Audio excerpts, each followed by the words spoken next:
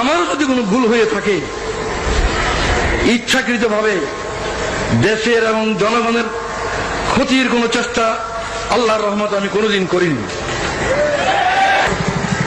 আমার কোনো কাজে অসন্তুষ্ট হয়েছেন, আমার কোনো কাজে ব্যথিত হয়েছেন, দুঃখ পেয়েছেন, আমি তাদের সবার কাছে জানাচ্ছি আপনাদের এই বেদনার সঙ্গে আমি শরীক, আমিও দুঃখিত।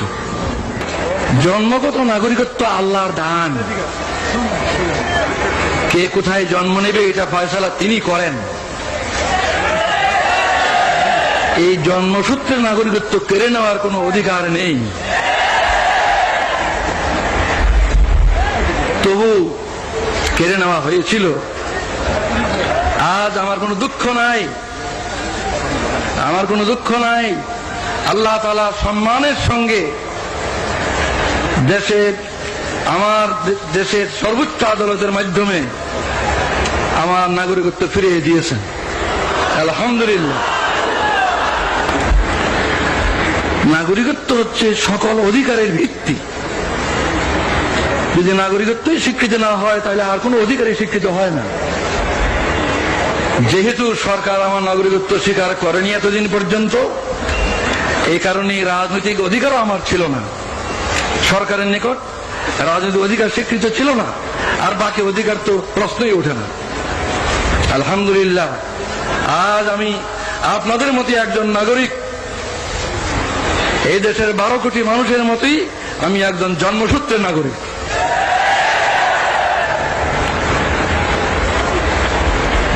আজ 23 বছর পর আমার প্রিয় দেশবাসীর সামনে হাজির হওয়ার আমার সৌভাগ্য হলো। 23 বছর পূর্বে আমার এই প্রিয় দেশের মাঠ, ময়দান, রাজপথ আমার বিচরণ ক্ষেত্র ছিল। এই 23টি বছর আমার জীবন থেকে কেড়ে নেওয়া হয়েছে। দুঃখ নয়, আল্লাহ তাআলা আবার আমাকে সুযোগ করে দিয়েছেন। আপনাদের সাথে সেই শুকরিয়া শরীক হওয়ার জন্য আমি আজকে হাজির হয়েছি। আজকে আমি অনেক বেশি কথা বলতে চাই না, আজ সূচনা মাত্র। ইনশাআল্লাহ কথা বলার আরো সুযোগ আল্লাহ তাআলা দেবেন, আমি আশা করি, যদি বাঁচিয়ে রাখেন আল্লাহ। আজ আমি অল্প কটি কথা বলি, আপনাদের কাছ থেকে বিদায় হতে চাই। আমার প্রথম কথা হলো, 23 বছর পর, বিগত 23 বছরের দিকে আমি দৃষ্টি দিয়ে শ্রদ্ধার সঙ্গে স্মরণ করছি আমার এই দেশের অনেক বড় বড় নেতাকে, যারা দুনিয়া থেকে চলে গিয়েছে। তাদের মধ্যে দুজন নেতা এমন, আইয়ুব খানের স্বৈর শাসন আমলে যাদের সাথে মিলে আমি গণতান্ত্রিক আন্দোলনে একসাথে কাজ করেছি, সেই দুইজন আজকে নেই দুনিয়ায়। তারা হলেন মৌলানা আব্দুল হামিদ খান ভাসানী এবং শেখ মুজিবুর রহমান। এরপর আমি স্মরণ করি আরো দুজনকে, এই দেশে গণতন্ত্র পুনর্বহালের জন্য যাদের অবদান অস্বীকার করার সাধ্য কারণ নেই। সেই দুজনও দুনিয়ায় নেই আজ। একজন জেনারেল আতাউল গনি উসমানী, আর একজন জেনারেল পরবর্তীকালে প্রেসিডেন্ট জিয়াউর রহমান। শ্রদ্ধার সঙ্গে তাদের স্মরণ করি।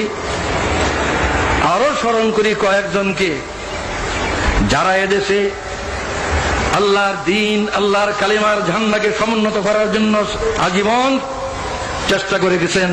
তাদের অবদানকে আমি স্মরণ করি। এখানে একটা গুরুত্বপূর্ণ কথা আমি বলতে চাই, সেটা হচ্ছে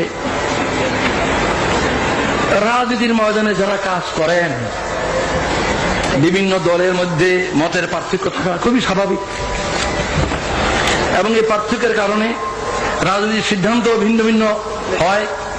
বিভিন্ন দলের বিভিন্ন রকম রাজনৈতিক সিদ্ধান্ত হয়, এবং এক দলের সিদ্ধান্ত আরেক দলের নিকট গ্রহণযোগ্য হয় না। এটা হয়েই থাকে, এটা স্বাভাবিক। এই কারণে আমাদের মধ্যে যে দূরত্ব পারস্পরিক, এই দূরত্ব দূর করতে হবে।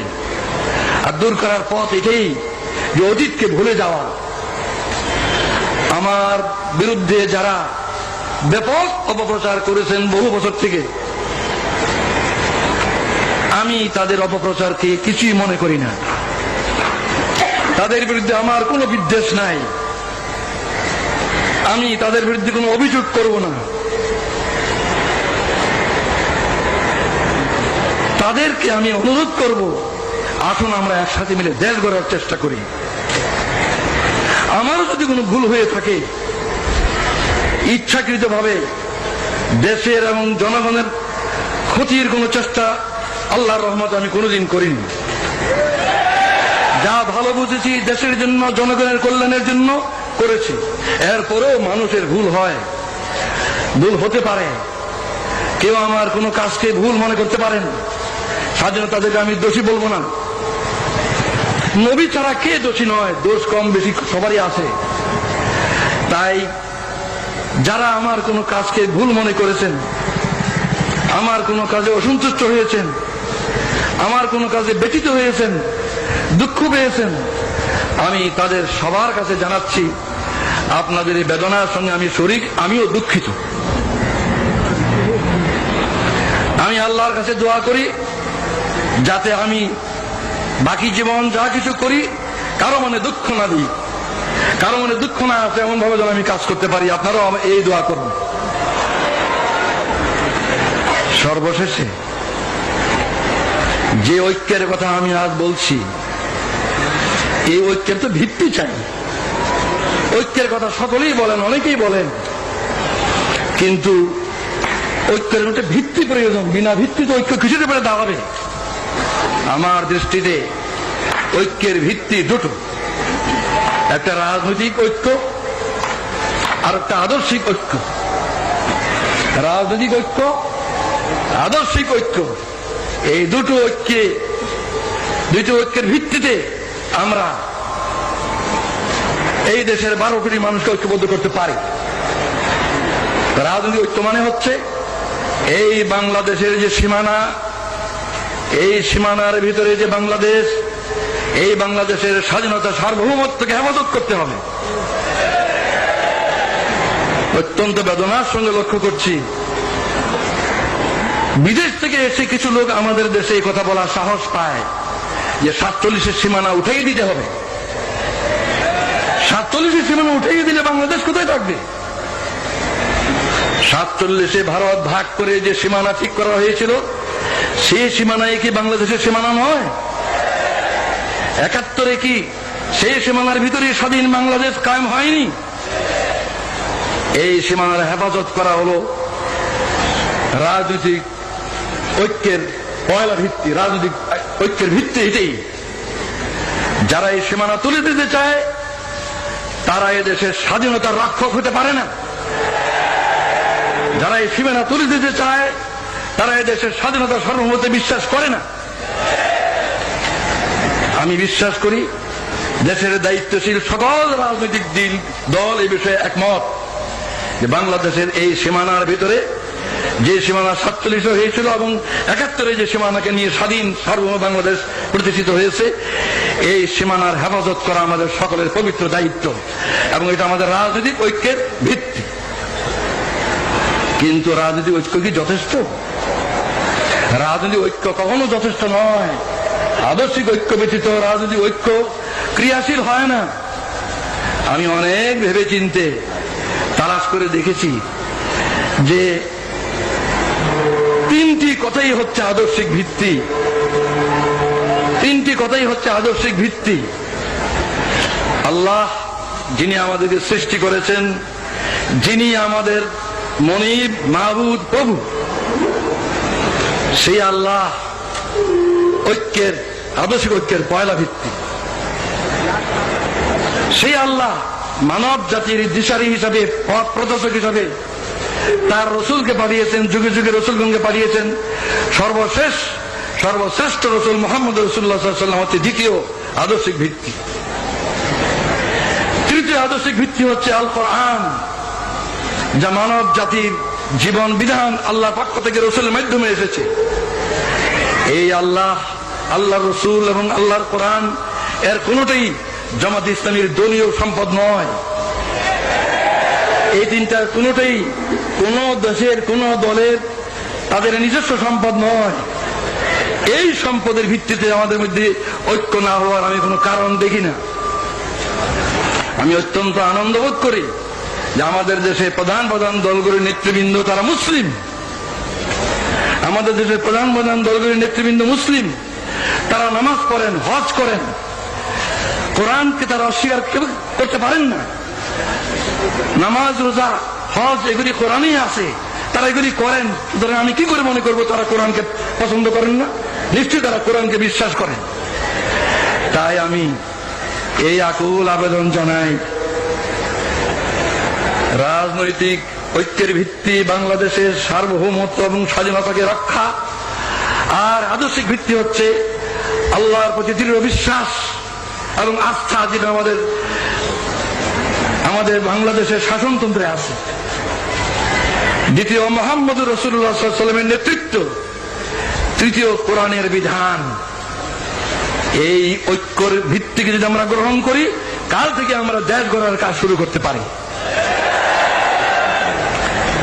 আমি বিদায়ের আগে জনাব আব্বাস আলী খান সাহেব, যিনি এতদিন ভারপ্রাপ্ত আমির হিসাবে এই ভার বহন করেছেন, তিনি আমার চেয়ে 7 বছরেরও বয়সে বেশি। আমি 72 আর উনি 79। এই বয়সে উনি যে বিরাট দায়িত্ব পালন করেছেন, আমার কাঁধের বোঝা তার কাঁধে নিয়ে যে দায়িত্ব পালন করেছেন, সেজন্য এই সক্ষমতার জন্য আমি আল্লাহ শুকরিয়া জানাই। আমি তাকে মুরব্বী মনে করি বয়সের দিক দিয়ে। আমি তাকে অনুরোধ জানাই যে তিনি আমার জন্য দোয়া করবেন, যেন আমার বাকি জীবন